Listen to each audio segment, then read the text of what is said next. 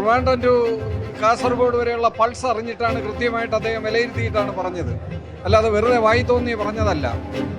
101 സീറ്റായില്ലേ? പ്രതിപക്ഷ നേതാവ് പറഞ്ഞ കറക്റ്റ് തന്നെ. പുലിയില്ലേ ആള്? തൂക്കിയില്ലേ? കേരളം തൂക്കിയില്ലേ? ജനങ്ങൾ സ്വയം മനസ്സിരുത്തി വോട്ട് ചെയ്തതാണ്. അതാണ് പിണറായി വിജയന്റെ സ്വന്തം സ്ഥലത്ത് പോലും അദ്ദേഹം പുറകെ പോയത് കണ്ടോ? ഇത്രയും കാലം ബ്രിട്ടീഷ് ഭരണമായിരുന്നു, അത് മാറ്റി പറഞ്ഞില്ല. 10 വർഷത്തെ പിണറായി വിജയന്റെ ഭരണം ജനങ്ങൾ അത്രത്തോളം അനുഭവിച്ചു കഴിഞ്ഞു.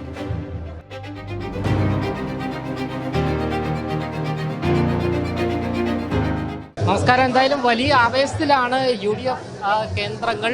ഞാനിപ്പോൾ നിൽക്കുന്നത് ഇന്ദിരാഭവനിലാണ്. മുതിർന്ന നേതാക്കൾ എല്ലാവരും തന്നെ ഇവിടെയുണ്ട്. ഇപ്പോൾ ഏകദേശം 102 സീറ്റിൽ എത്തി നിൽക്കുകയാണ്. 102 സീറ്റിൽ എത്തി നിൽക്കുന്നു.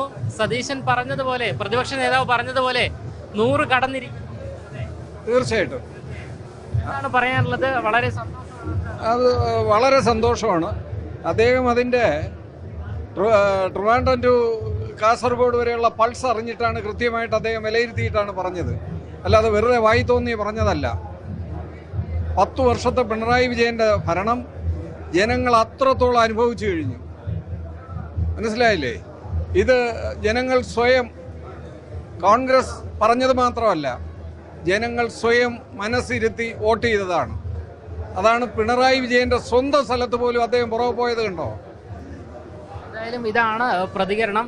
ഈ പ്രതിപക്ഷ നേതാവ് പറഞ്ഞതുപോലെ തന്നെ 100 സീറ്റും കടന്നിരിക്കുകയാണ്. 100 സീറ്റ് അല്ലെങ്കിൽ വലിയ ഭൂരിപക്ഷം ലഭിച്ചില്ല എങ്കിൽ, അതായത് മന്ത്രിസഭ രൂപീകരിക്കാൻ സാധിക്കും വിധമുള്ള ഭൂരിപക്ഷം ലഭിച്ചില്ല എങ്കിൽ വനവാസത്തിന് പോകും എന്നെല്ലാം പറഞ്ഞിരുന്നു.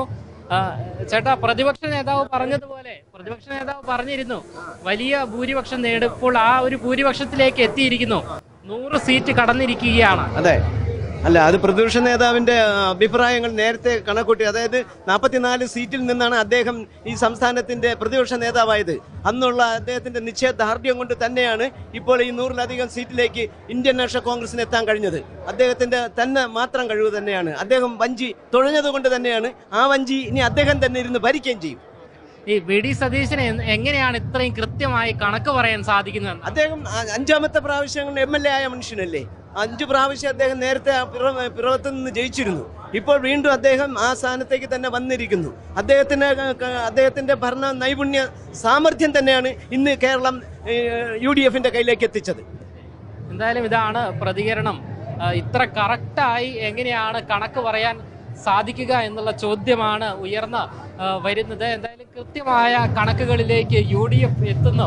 100 സീറ്റ് കടന്നിരിക്കുന്നു. നിലവിലിപ്പോൾ 101 സീറ്റ്, നേരത്തെ 102 സീറ്റായിരുന്നു.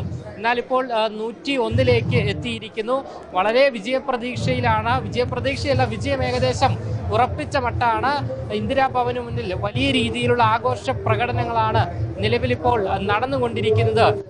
എങ്ങനെയാണ് VD സതീശന്, പ്രതിപക്ഷ നേതാവിന് ഇത്തരത്തിൽ കറക്റ്റൊരു കണക്ക് പറയാൻ സാധിക്കുക എന്നുള്ള ചോദ്യവും ഉയർന്നു വരുന്നു. ഗ്രൗണ്ട് വർക്കാണ് ഇതിനെല്ലാം കാരണമാണ് എന്നാണ് നേതാക്കൾ നമ്മളോട് പറയുന്നത്, അണികൾ നമ്മളോട് വ്യക്തമാക്കുന്നത്. വലിയ ആവേശമാണ് നിലവിലിപ്പോൾ FCC ഓഫീസിന് മുൻപിൽ നടന്നുകൊണ്ടിരിക്കുന്നത്. അതിന്റെ ദൃശ്യങ്ങളാണ് നമുക്ക് കാണുവാൻ സാധിക്കുന്നത്. UDF വിജയം ഉറപ്പിച്ചിരിക്കുന്നു എന്നുള്ളതാണ് നമുക്ക് പറഞ്ഞു വെക്കാനുള്ളത്. ചേട്ടാ, പ്രതിപക്ഷ നേതാവ് പറഞ്ഞിരുന്നു 100-ലധികം സീറ്റ് നേടുമെന്ന്. ആ കണക്ക് കറക്റ്റായി വരികയാണ്. അതെ, അത് കറക്റ്റാവും. 101 സീറ്റായില്ലേ? പ്രതിപക്ഷ നേതാവ് പറഞ്ഞ കറക്റ്റ് തന്നെ. പുലിയില്ലേ ആള്? പുലിയാണ്. ഉപ്പുലി തൂക്കിയില്ലേ? കേരളം തൂക്കിയില്ലേ? ഭരണം മാറ്റം വന്നില്ലേ? മാറ്റി മറിച്ചില്ലേ? ബ്രിട്ടീഷ് ഭരണമായിരുന്നു ഇത്രയും കാലം. ഇത്രയും കാലം ബ്രിട്ടീഷ് ഭരണമായിരുന്നു, അത് മാറ്റി മറിച്ചില്ല. ഇത്രയും കാലം ബ്രിട്ടീഷ് ഭരണമായിരുന്നു എന്നാണ് ഇവർ പറയുന്നത്, അണികളെല്ലാവരും തന്നെ പറയുന്നത്. ഇന്ദിരാഭവന്റെ പുറകുവശത്ത് വലിയ രീതിയിലുള്ള പടക്കം പൊട്ടിക്കൽ നടക്കുകയാണ്. അതിന്റെ ദൃശ്യങ്ങൾ കാണാവുന്നതാണ്. വലിയ ആഘോഷങ്ങളാണ്. വിജയമുറപ്പിച്ച സാഹചര്യമാണ് ഉള്ളത്. 100 സീറ്റ് കടന്നിരിക്കുന്നു. പ്രതിപക്ഷ നേതാവ് പറഞ്ഞതുപോലെ ആ പറഞ്ഞ വാക്ക്, ആ ഒരു കണക്ക് നിലവിലിപ്പോൾ കറക്റ്റായിക്കൊണ്ടിരിക്കുകയാണ്. അതുകൊണ്ട് തന്നെ വലിയ ആവേശത്തിലാണ് UDF ക്യാമ്പ് എമ്പാടും തന്നെ ഉള്ളത്. LDFനെ സംബന്ധിച്ച് ഇതിലും വലിയൊരു തോൽവി ഏറ്റുവാങ്ങാനില്ല എന്നുള്ളതാണ്.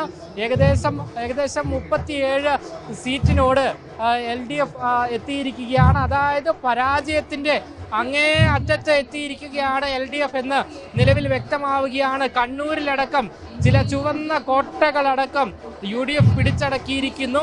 അതുകൊണ്ട് തന്നെ ചരിത്രത്തിലെ ഏറ്റവും വലിയ വിജയമായി തന്നെ കോൺഗ്രസിന് ഇത് കണക്കാക്കാവുന്നതാണ്.